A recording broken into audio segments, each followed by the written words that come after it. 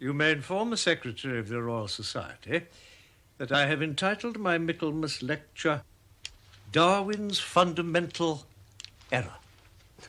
That'll raise a few hackles, sir. Will it not? I must be off. You can acknowledge all of these. There's a good job. Thanks. Father? My dear.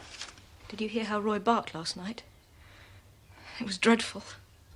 No, I didn't. Did you hear him, Bennett? I can't say I did, sir. He kept on and on. He howled, too. I'm sure someone got into the garden. An intruder? Yes, because... Oh, Father. Someone looked in at me. At my window. Impossible. You must have been dreaming. Oh, Edith. Nobody could reach your window. It's far too far off the ground. I am sure I wasn't dreaming. Bennett, you take charge, or I shall be late for the faculty meeting. I leave you in your fiancé's care, my dear. If he proves as good a husband to you as he has amanuensis to me, you'll be a fortunate woman. Allay her fears, Bennett. I know you can. Can you believe me? Not easily, no. I mean, as your father said... Come and look. I'm awfully busy.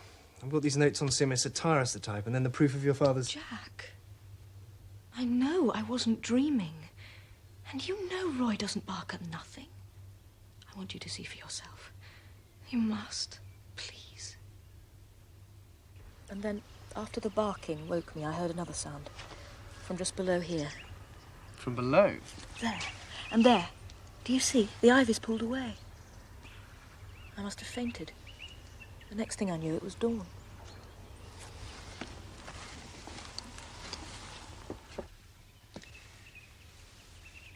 You're quite certain you didn't dream this, Edith? Quite. Jack, I insist you believe me. Very well. And that you inform Sherlock Holmes of the facts. Oh, darling. Or I shall reconsider our engagement. But why? I could not give my hand to a man who doubts my word.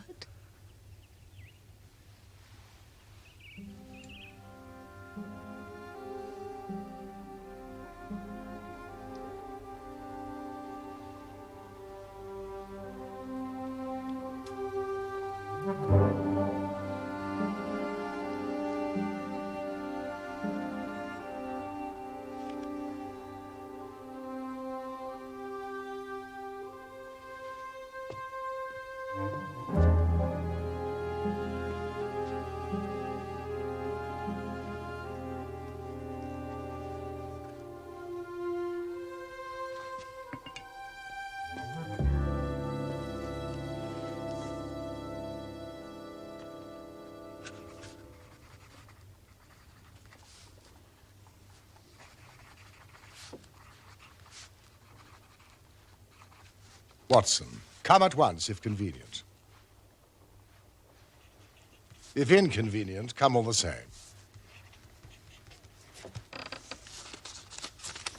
Holmes, I got your note, and it is inconvenient. Damned inconvenient. Your old wound is troubling you. No, I prefer to differ. Your step was uneven on the stairs. I have a full surgery, Holmes. You must excuse a certain abstraction of mind, Watson. I see. It's a tangled scheme. I've been looking for a loose end which might unravel it. One such might reside in the question, does Professor Presbury's daughter wake or dream? I'm summoned here for no more than this. You've heard of Presbury? Of course, who hasn't? He's our most distinguished natural scientist. He's a widower with one daughter. She insists someone appeared at her window last night. Miss Presbury's bedroom is on the second floor and is completely inaccessible to even the most agile cat burglar. Read this. Arrived by the 1 o'clock post. Ah. The author already arrives, ahead of his time. A most precipitate young man. Mr. Bennett, my friend and colleague, Dr. Watson. How do you do? Mr. Bennett? Please sit down. No, forgive me. Mr. Holmes, I fear I've made a grave error of judgment. I should not have been in touch with you at all. I've wasted your time entirely. You've discovered a rational reason for Miss Presbury's fears. No, I can't say that. Well, it's a delicate matter, but I must beg you to proceed no further. I can, of course, recompense you. Mr. Bennett, your letter was less than frank, was it not? I set out the facts. Not all, I suspect. Probably out of loyalty to your fiancée, Miss Presbury. You're aware of that? As I am of your employer's engagement to Miss Alice Morphy, the daughter of the famous comparative anatomist. She resides next door to the Presburys, does she not? How do you know of the engagement? The Times. July the 1st, September the 5th, respectively. Mr. Holmes' memory is of a photographical order. Quite so. Oh, dear.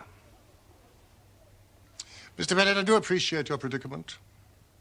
As a scientist and a rationalist yourself, I dare say you're reluctant to accept the evidence insisted upon by Miss Presbury. Further, as a father's trusted assistant, to have recourse to me must smack to you of disloyalty. Exactly.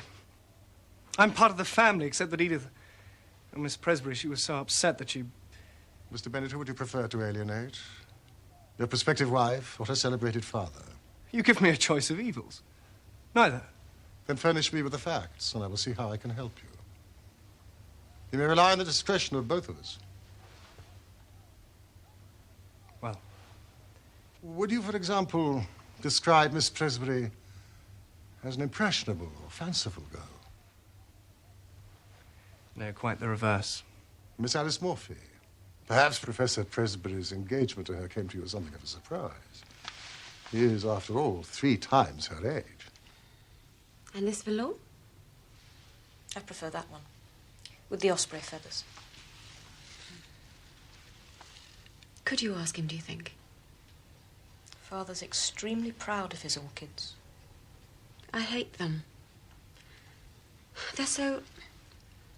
oh, I don't know, so impure somehow. Do please ask them not to send them any more. There's a sweet friend, Edith, please. Can you not ask him? I couldn't. I daren't. I'm such a coward. Well... oh, please. You've got so much more character than me. You're as strong as he. But Alice, if you dare not ask this of my father, how will you ever manage those deeper conflicts that occur even in the happiest of marriages? Oh, I don't know. I'm so frightened. Of marrying my father? I wish... no, please don't ask. Let's not speak of it. What do you think of this one? Well, neither Miss Presbury nor I consider her father's infatuation with Miss Morphy to be entirely appropriate. Rather excessive. And her parents had no objections to the marriage? The professor is a respectable widower. And a wealthy man.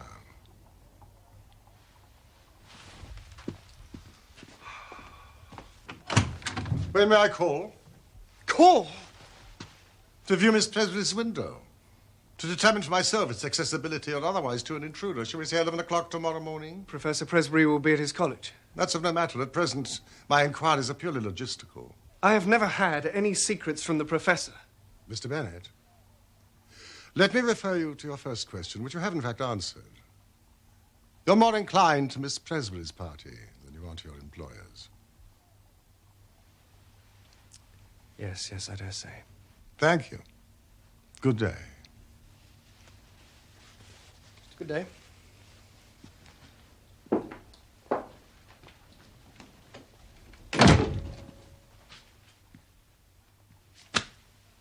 Holmes, you're prying into the affairs of a perfectly respectable family. Why is Bennett so reluctant to tell the truth? Loyalty, it's as plain as a pikestaff. Let us hope so. Yet he wrote to me under duress. You notice his handwriting? The crossing of the T's with such deep indentation? And then upon his arrival, his endeavors to call the whole thing off. No, there's more to this than meets the eye. I do not agree. This case is unworthy of you.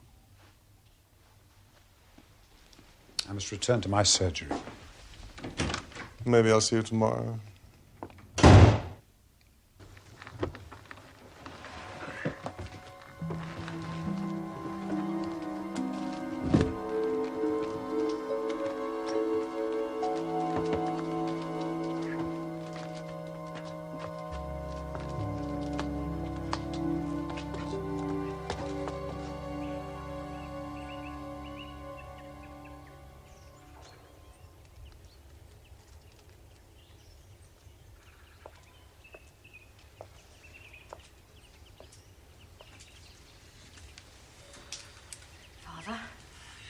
My dear, I trust you slept better. Oh, yes. Last night I removed to the guest bedroom. No need, surely. It was but an ugly dream. Father, Alice has asked me... Yes? The truth is, she does not care for orchids. She doesn't? Well, why did she not say so? She was afraid to. You forget how formidable you are, Father. The silly girl. Well, then she shall have roses. Yes, 24 red roses.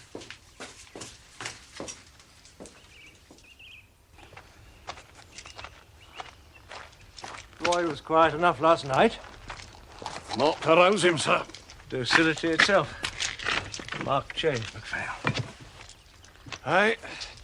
He's grown accustomed to his shackles. The poor beast.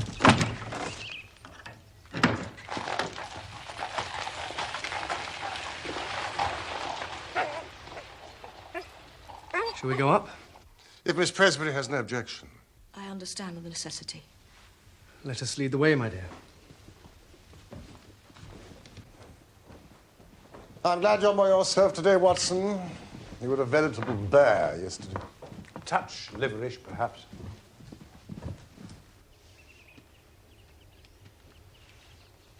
This is where the figure appeared? Yes. There's no ladder on the premises that could reach this height. No. Was the window ajar? Yes. I keep the door locked. Did the hand touch the window pane? I don't know. I fainted. Of course you did. Of course you did. No, it's a formidable elevation. Yet the ivy is strong. Hedera legriensis. Torn away just here. Ah. Miss Presbyter, your father has returned prematurely. No, he mustn't know you're here, Mr. Holmes. That can scarcely be avoided. However, let us go down. The back stairs? Certainly not.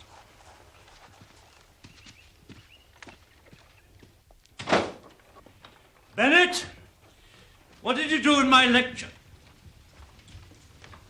Who the devil are you, sir? Father, I'm sorry. Mr. Sherlock Holmes. Who? The detective. Professor Presbury. My card.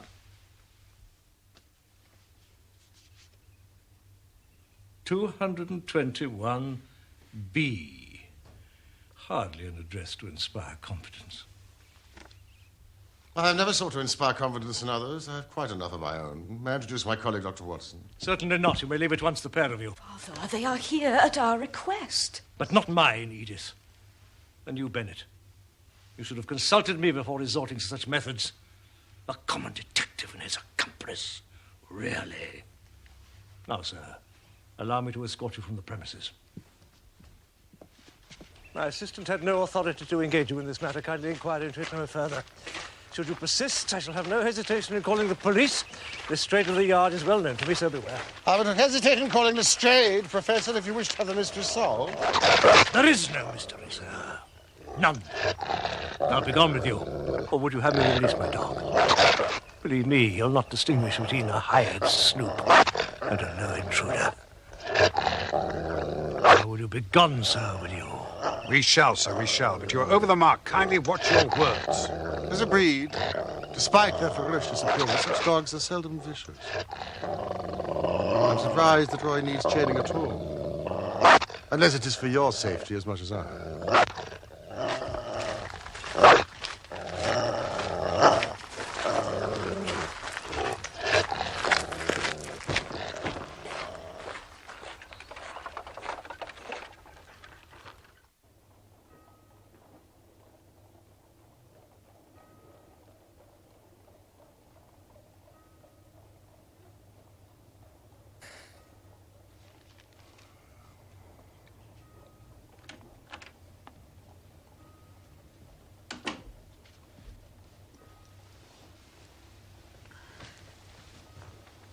A dog reflects family life, Watson.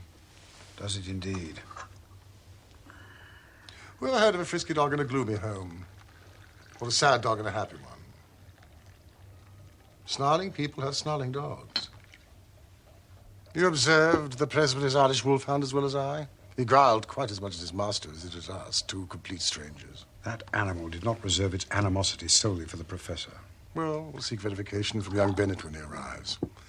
I sent word by way of Jock MacPhail after our meeting at the Goat and Compasses. Another of your agents, Holmes? The Presbyter's coachman. He has charge of Roy. I joined him last night for what he calls a wee Goldie. Now, here's Bennett, precipitate as ever. Come in! Good morning. Mr. Holmes, Dr. Watson, I must apologize for your unfortunate encounter yesterday. But also... There's no need. In fact, it has provided the very first clue to this odd affair. Do sit down. Thank you. Mr. Holmes, I cannot pretend I'm happy to have answered your summons. Of course.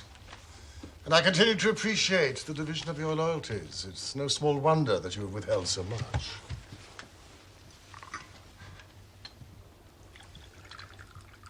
Roy first attacked his master on the evening of September the 2nd, did he not? How can you know that? As the professor came from his study into the hall, you restrained the dog. On this occasion, he was merely shut up in the scullery. Next morning, he was as right as rain, or so MacPhail informs me. MacPhail? Who better than the family coachman to advise me how matters might truly stand? Forgive me, Mr. Holmes. I should have told you myself, but... But you didn't. The second attack occurred 13 days later. Again, the professor was in the hall. Fortunately, this time he was able to put the study door between himself and the altered animal, was he not? Edith wanted Roy chained from that moment. But her father overruled her.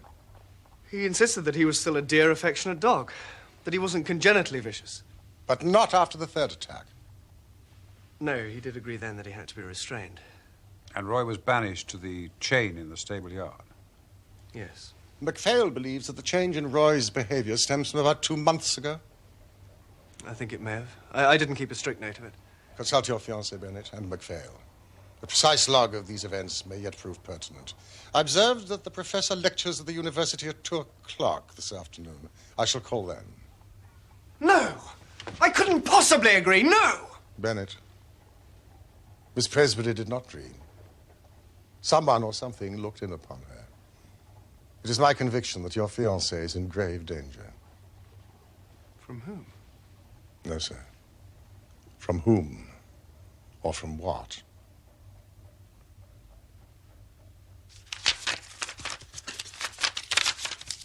The secretary, you handle the professor's correspondence. Oh, yes, it's my responsibility to open every letter. Has it always been Miss Presbury's habit to lock her bedroom door at night?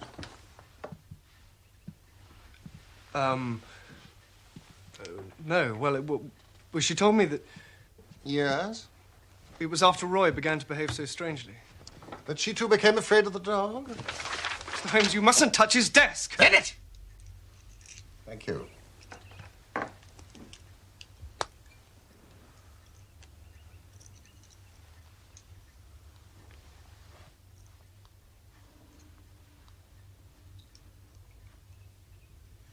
Inform me of the correspondence the professor had with someone called Dorak, inhabiting Cornmead. Oh, no. Commercial Road, of course, EC. It would appear that the professor answers such correspondence himself. Well, again, Again, you've been reluctant to speak. Yes. Some 8 weeks ago, he told me that certain missives might arrive from East Central marked by a cross under the stamp. The code? And did they? Regularly? Irregularly. I was to leave them unopened and speak of them to no one. You said missive. They were not letters. Well, some were, others were small packets. And did you observe Professor Presbury's replies? No, they didn't pass through my hands. Yet the evidence would suggest that he did respond. To the Hindu, the dog is a traditional enemy of the monkey. What was that, Watson? What? Nothing. Jack? Oh, I wasn't aware. No, I couldn't tell you. You'd already gone out. I see.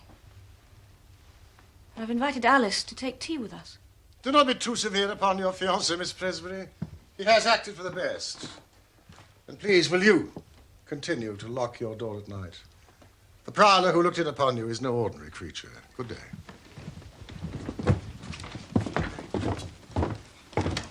Jack, you shouldn't have brought him in here. I didn't want to, but he insisted. He says there's grave danger. Was that Sherlock Holmes? The Sherlock Holmes? Your observation goes to the very heart of this business, Watson. Observation? Concerning the monkey and the dog, the very heart of it. Oh, you think so? Now, if you be so kind as to accompany me to the university, you can drive on to the commercial road, inquire after Dorak. That's not an address, Holmes. The commercial road's a mile long from Aldgate East to Limehouse. Then ask a costermonger where Dorak's shop. Shop? Come on, Watson, I'm going to be late.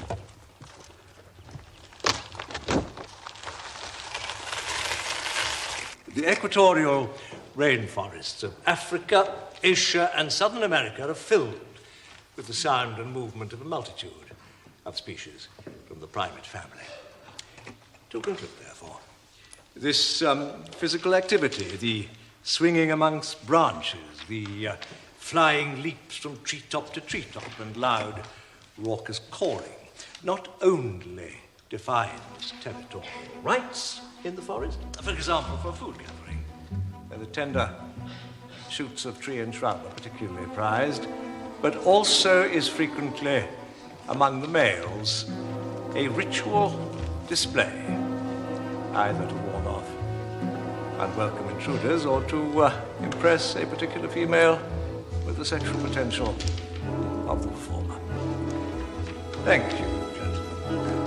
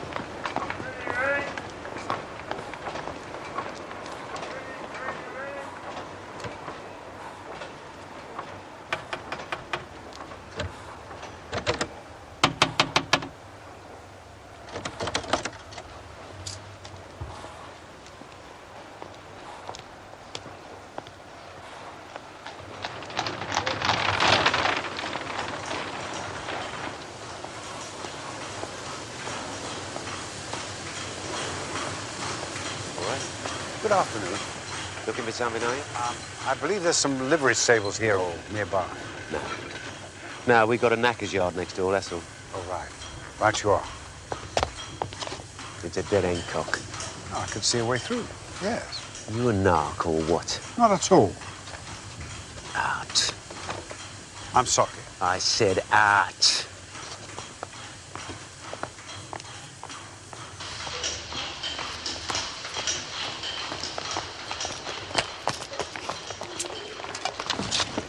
You just can't take an in, can you?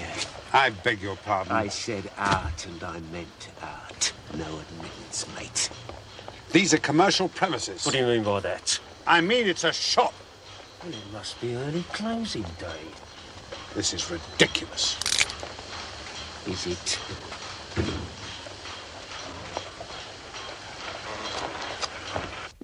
My dear Lestrade, I am astonished that you, a man of your standing, should call upon so petty an errand. Professor Presbury objects most strenuously to your investigations, Mr. Holmes. His complaint is that of unjustified harassment. The justification is yet to be proved. Has Presbury informed you of the facts? Of course. And your conclusions? A girl, half asleep, mistook a cat or a bird or both for an intruder. That's all. Trifle. Such a simple explanation. However, it begs the question of the family dog, does it not? Does it? What dog? Presbury did not mention Roy's part in this affair. Strange. Clearly a partial witness. I suggest you ask him. You're not in full possession of the facts of this complex case. Trust you to say there's more to it than meets the eye, Mr. Holmes. I never concern myself in anything without that stimulus. If you persist, you may find yourself at the wrong end of a private prosecution, you know. Professor Presbury is a determined man. Then we're fairly matched, are we not? I knew it. Well, I've said my say. Mr. Holmes. Lestrade.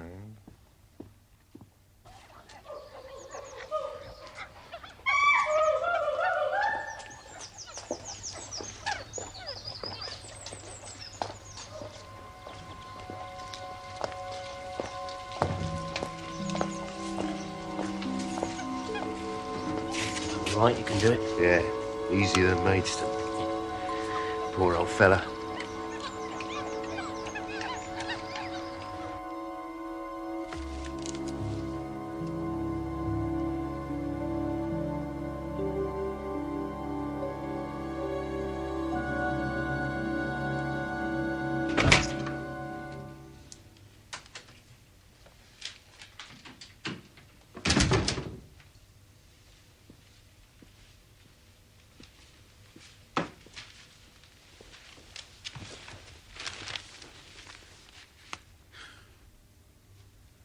$144. Commercial Road. Oh, you located Doriac. Good. He appears to run a general store, as far as I can tell. He sells everything from flat irons to fish hooks. Can you be more specific? Well, Can't be a very prosperous business. Why not? Because the general public are not allowed in. Did you discover anything else? Apart from being threatened by an unhelpful brute in an alley at the side, very little. He obviously works there because he followed me back to the shop and threatened me again. Oh, there was another fellow, sharply dressed, loud waistcoat, with a moustache. Sherlock? Yes. Yes, he did. Sounds like Harry Wilcox. More usually of Soho Square than the East End. Anything further? No, not really. Except the smell. There was a very odd smell about the place. Of what? Well, it's not easy to say. Belonged to the animal kingdom. Straw, stables? More like a zoo.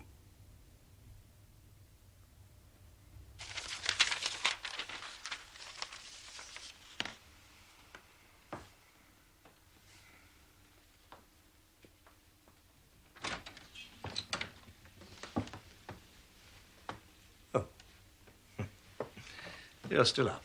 Yes, sir. I thought I might finish these proofs. Very conscientious of you, but no, you get to bed. Oh, I'd rather not, sir. I should like... Get to bed.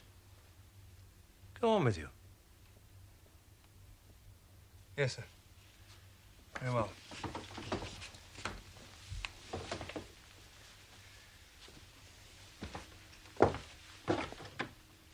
Right, sir. Good night.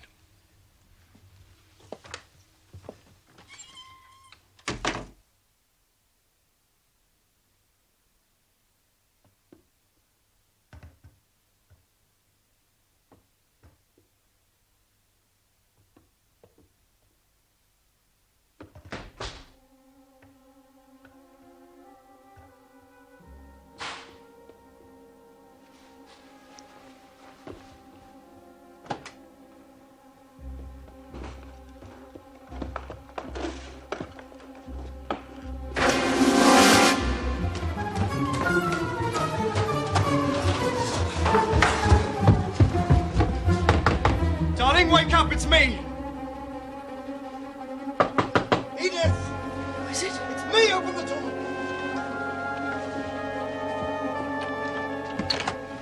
What is it? I saw...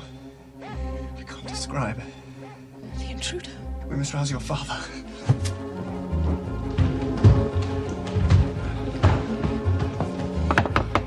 Professor Presbury! Father! Sir! Sir! What is it? Jack thought he saw... I fancied I heard an intruder, sir.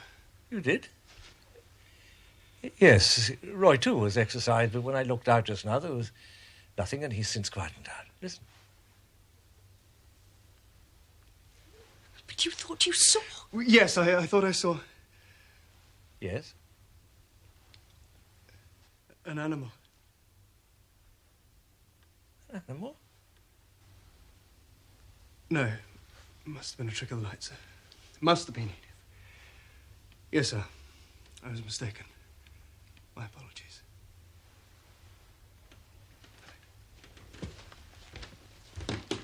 Bennett, Yes, sir. get some sleep. That's a good chap. Yes, sir.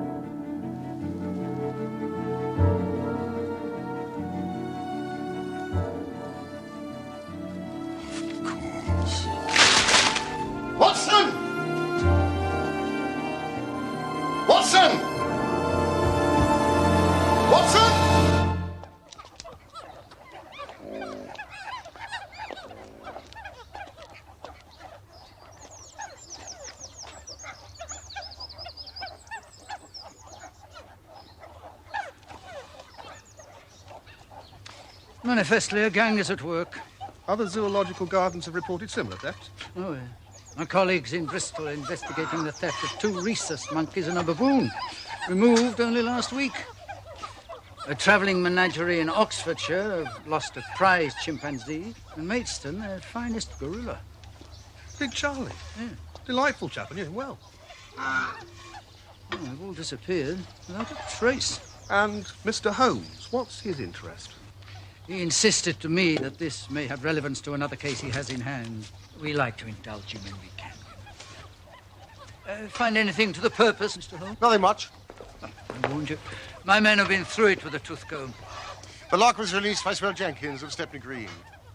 The primate was quietened with a pad of chloroform administered by someone who lavishes their hair with Mr. Brewster of Jermyn Street's pomade. This would suggest that he also sports a waxed moustache. Mr. Brewster being celebrated for his cosmetic wax for gentlemen. If this was so, Lestrade, you could do worse than have a word with Harry the Tash Wilcox of Soho. Good Lord, Holmes. Your nothing much would be anyone else's a great deal. Yes, well, I'm sure my men will arrive at the same conclusion once their reports are at hand. You will also naturally have noticed, Lestrade, that this is the 6th reported theft of a mature male primate in as many weeks. Is it? 6? Oh, exceptional. The gender of the animals removed is, I suggest, of the essence. Good day.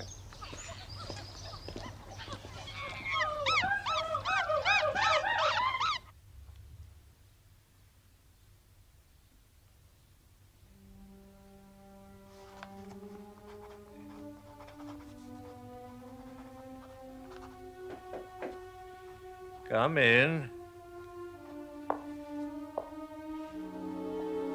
My dearest Alice. I'm not interrupting your work. No. I wasn't seriously engaged. Just some notes for future inquiry, nothing more. Shall we go through to the drawing room? This is hardly the place to entertain a young lady. No. Oh, dear. My dear child, what is the matter? I ought to have said before. What? There. You must take it back. Oh, but Alice. I can't marry you. I shouldn't have said I would, but I was afraid to say no. Please take it back. Nonsense, this is simply a... No! You must take it. There. I'm sorry. Alice! No! You're old. You're too old.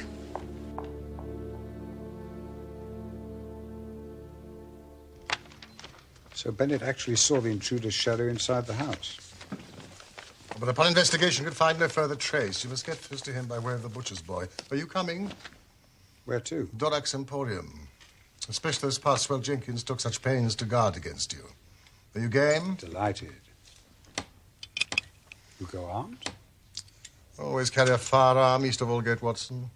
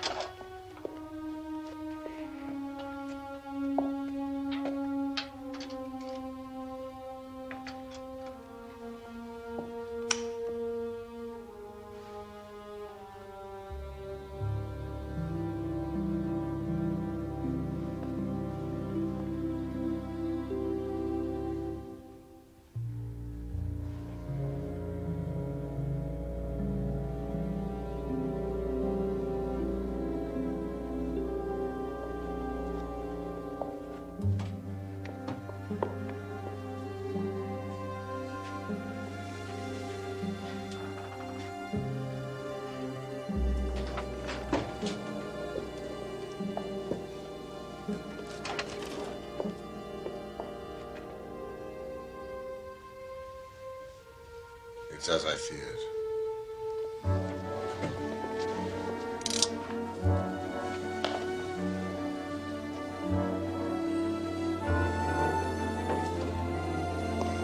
We was reckoning on a visit, Mr. Holmes. Wilcox! And Jenkins.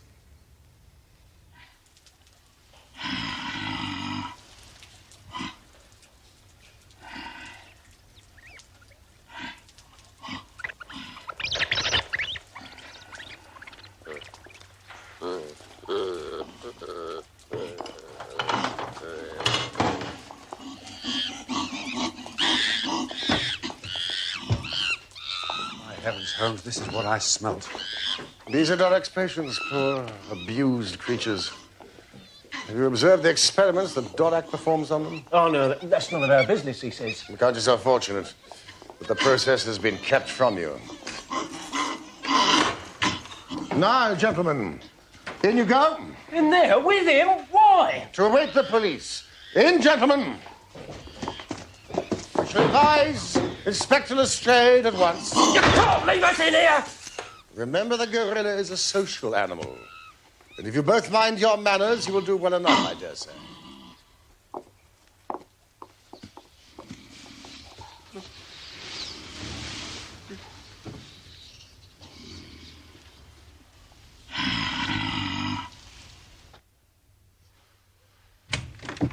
Mr. Bennett and Miss Presley.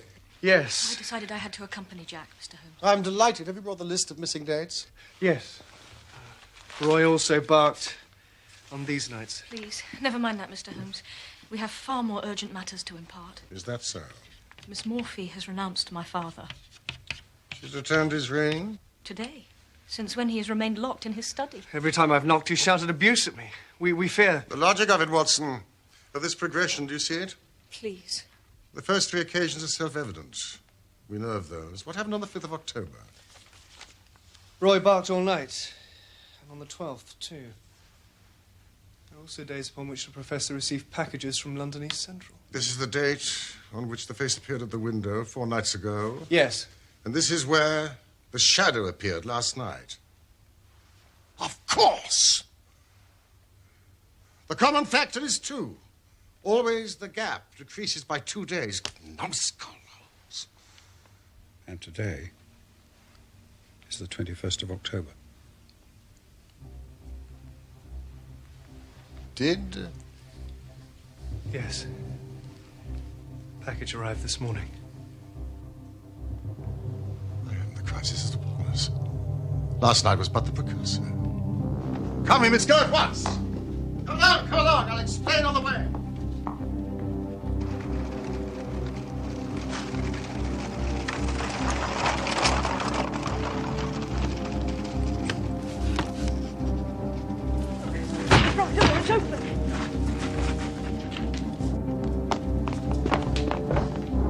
Bennett, examine upstairs. What?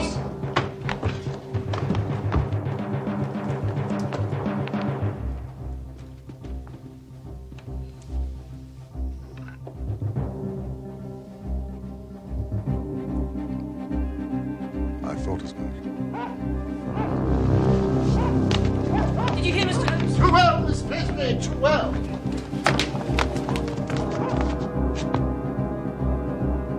Up there. Look! By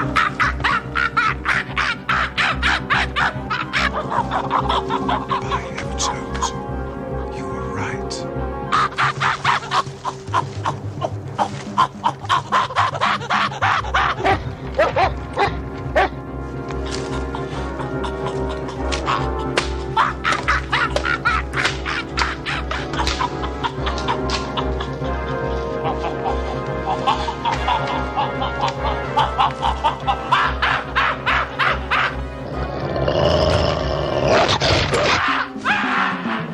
He's heading course to Miss Morphy's house. Bennett, stay here and protect Miss Presley.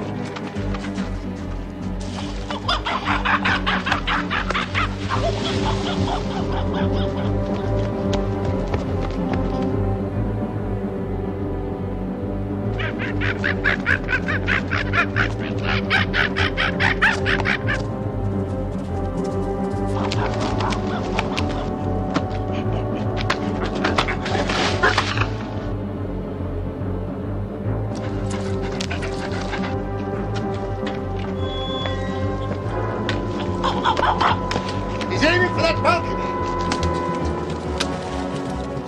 It's locked. Then in the side spring.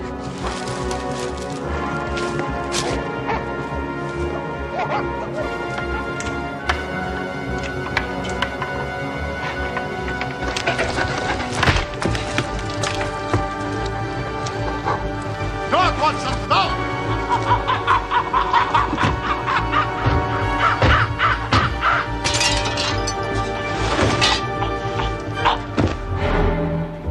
Stay away. Please, stay away.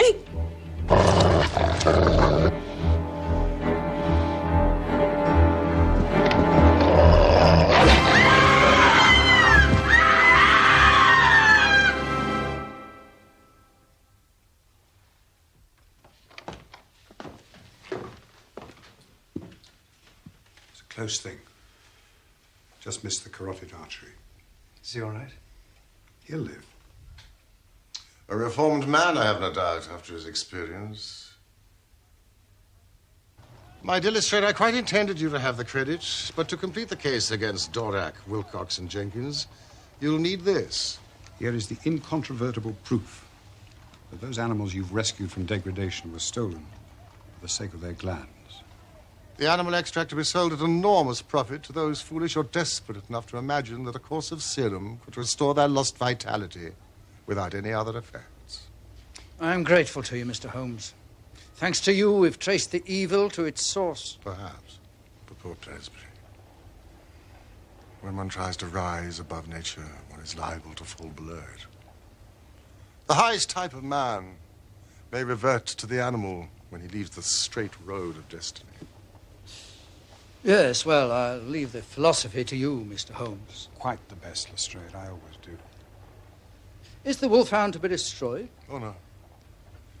No, it was the monkey that Roy attacked, not the man. But the dog would be himself again quite as much as his master.